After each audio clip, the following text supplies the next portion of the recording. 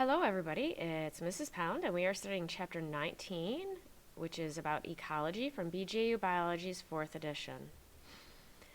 We are talking about Section 19A, the ecosystem. And we're going to finish up this section today by talking about subsection 19.2c on species interactions. So our objectives today will be to define the 7 potential relationships between any 2 organisms in terms of their impact on one another, and give 3 examples of survival strategies used by organisms.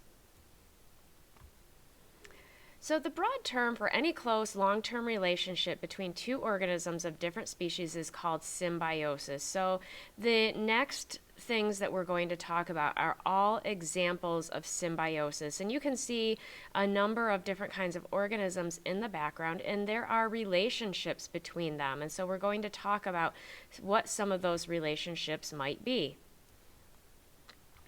The first one is neutralism. This is a situation in which there is no direct relationship between populations in an ecosystem. And an example is a heron and cattails.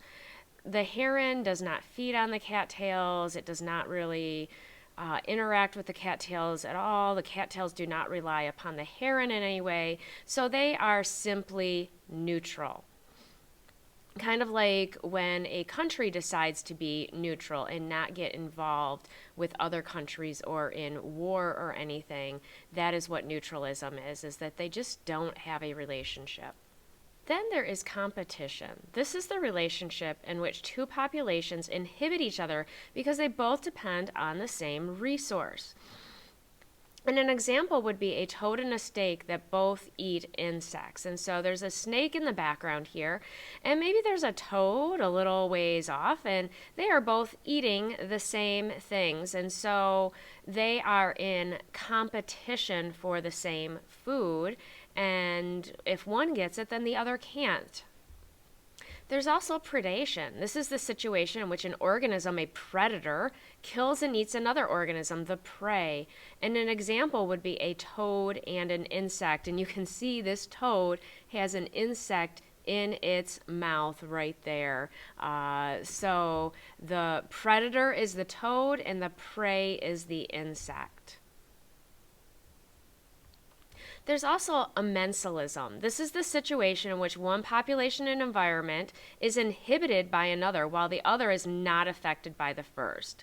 And so my example is a grazing rhino disturbs lizards that are then eaten by birds. So the rhinos are grazing, they get a little too close to some lizards, they scare them out, and then the birds are able to get them. I'm sure you've had this happen to you before. If you're walking along a path, you startle something, maybe a little mouse or a chipmunk or something, and then it is exposed and there might be a hawk or something around that can then come and get it.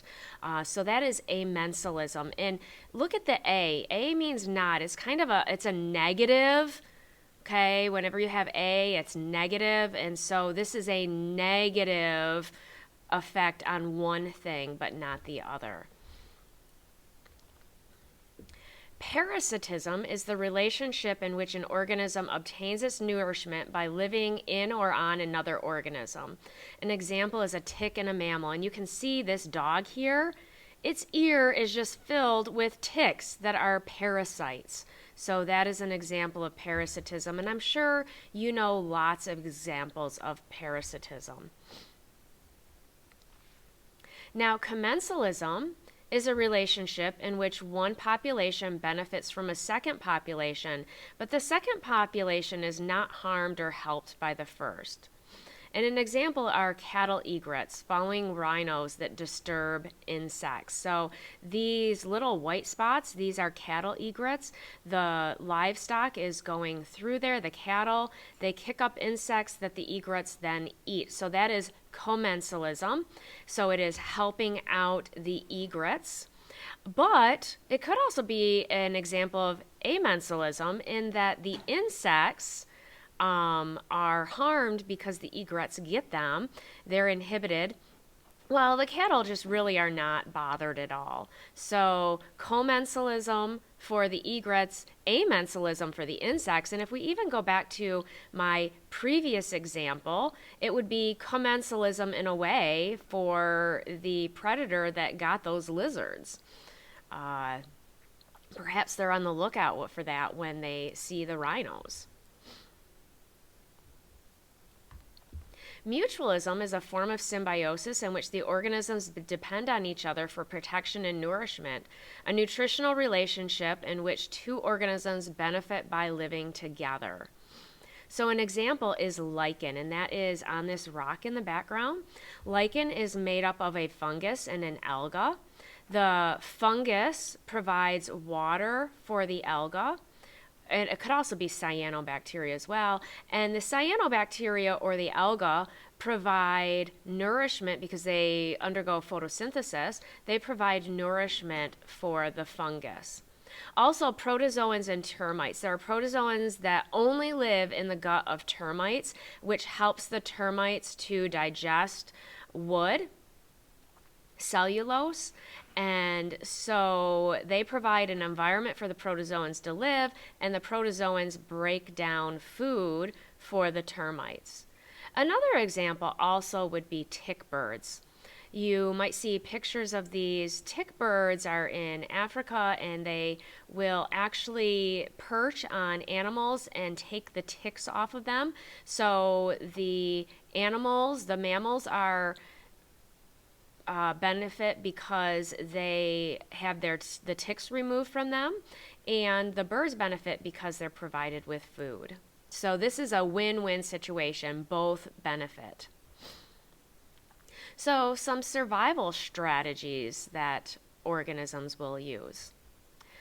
The first is the fact that a butterfly is camouflaged to look like a dead leaf. It is an example of protective coloration. These butterflies are not camouflaged right now, but you can see that if they went into the forest and they were on the ground, they would be really hard to spot because they do look like dead leaves. And many things use protective coloration. For example, even lions use protective coloration because they look like the dry grass in the savanna. And when you're in the forest, I'm sure you startle a lot of things that you never saw because of their protective coloration. The black and white stripes of a skunk are also an example of warning coloration. So that is a warning because they're easy to spot. And we definitely do not want to mess with skunks. Nobody wants to stink like a skunk.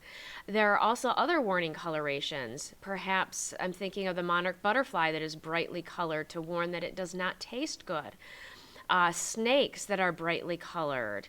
The poison arrow frogs are brightly colored. So there are many brightly colored things to warn that don't mess with me. I am poisonous, or some other thing about it that is displeasing to other organisms. And then when one animal looks like another, it is called mimicry. And you might look at this picture and you're saying, that's a monarch butterfly, but it is not. It is actually a viceroy butterfly.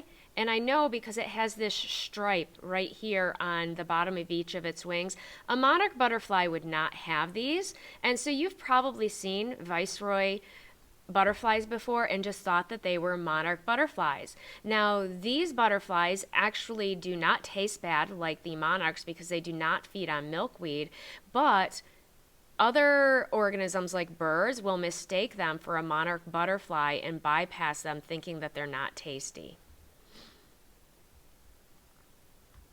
And finally, one last thing to talk about is the close interdependence of organisms as seen between the yucca plant and the yucca moth best illustrates the necessity of a designer creator, not evolution.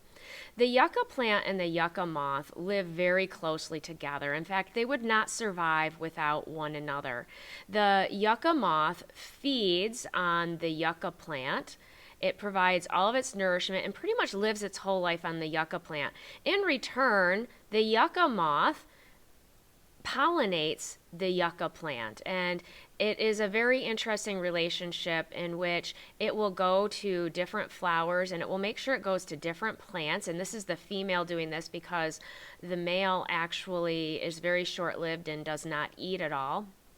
But the female will provide nourishment from this plant, and if she goes to another flower and eggs are already laid in that flower, she will move on to another flower to ensure both the survival of her eggs and her offspring, and also it ensures the survival and better pollination of the yucca plant. And I say that this is shows design or creator, not evolution, because both of them depend upon each other so much. Like, which one would come first? If the yucca plant came first and it didn't have the yucca moth, then it would never have survived, because this is literally the only insect that pollinates it. And if the moth had come along before the plant, it would not survive because this is the only food that it will eat. It does not feed on anything else. And if evolution had taken place, they would have had to rely upon something else at some point. So our objectives today are to define the 7 potential relationships between any 2 organisms in terms of their impact on one another, and give 3 examples of survival strategies used by organisms. Don't forget your 5 questions in the margin, and keep watching this video to answer the questions at the end.